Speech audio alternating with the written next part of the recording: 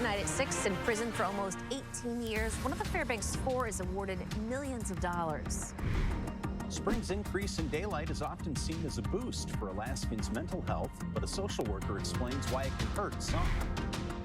And temperatures approach records today. I'll show you how warm it got and how warm it'll stay. And a trend that's bringing joy and healing to the life of a Fairbanks mother who lost her daughter. How photos of toy dinosaurs are spreading across the world. You're watching Alaska's news source. To this day, I still cry when I think of my friends. I hurt for Kevin, I hurt for Eugene, and I hurt for George. I know they are in prison suffering right now.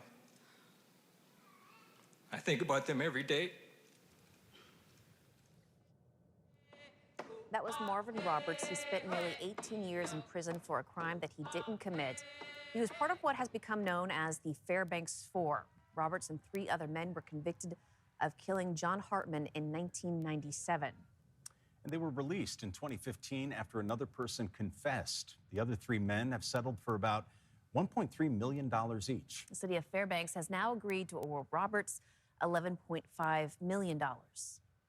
You know, at the end of the day, it was really difficult for anybody, and especially Marvin, to walk away from $11.5 million, to have the case over with, no more appeals, have access to the money right away, and go on with his life with some sense that justice was served, and that's what we did.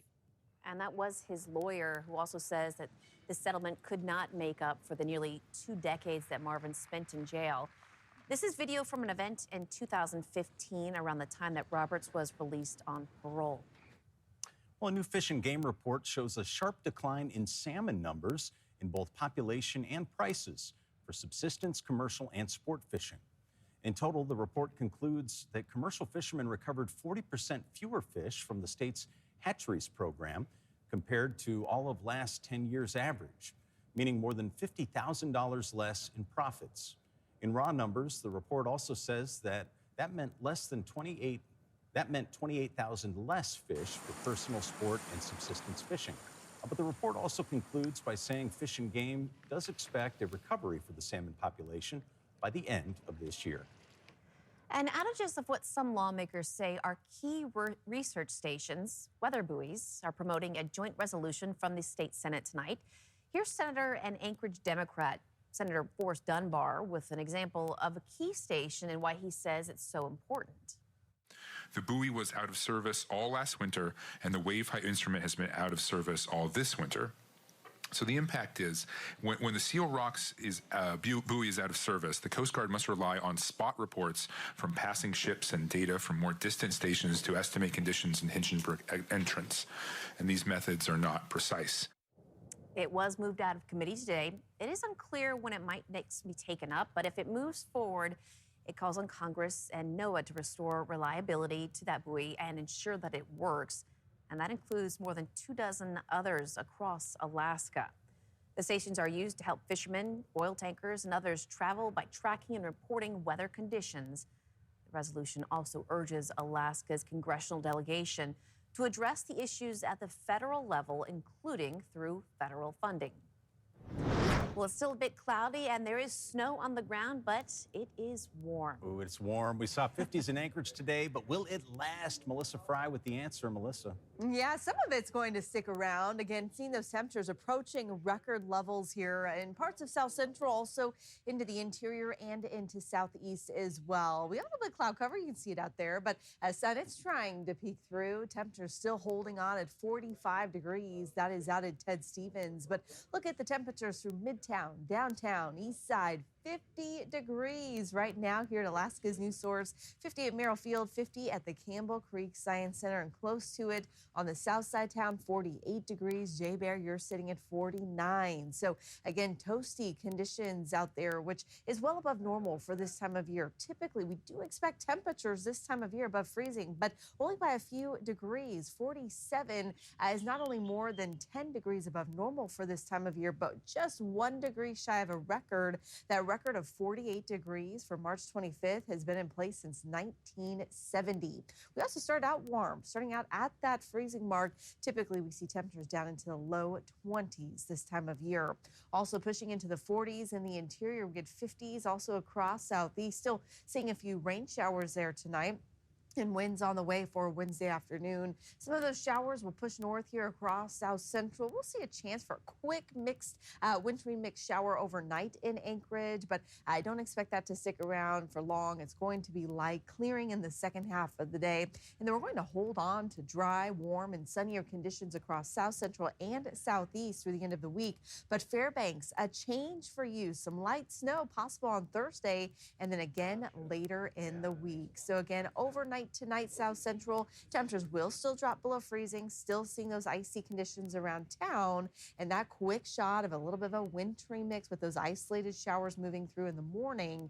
But through the afternoon, we'll see those high temperatures right back near 50 degrees, and I'll have that extended forecast here in a few minutes. All right. Thank you, Melissa. And for those traveling between Anchorage and the Mat-Su Valley, you might want to plan out a little extra time for your commute. The Department of Transportation will start its rehabilitation project on the Knik River bridges next month, starting sometime between April 16th and the 23rd. The northbound bridge will be closed for about a month. During that time, traffic will move through the southbound bridge with 3 lanes of traffic and reduced speeds. Depending on the time of day, the direction of the traffic will change. And then the following month, the same thing will happen when crews work on the southbound bridge. Still ahead, a story of healing turns worldwide. We would get pictures on our Facebook page of little kids with their newfound toy and this unexpected joy. Unexpected that joy. I can't describe. Oh man, embraced by a community, how dinosaurs are making their way from Fairbanks and across the globe.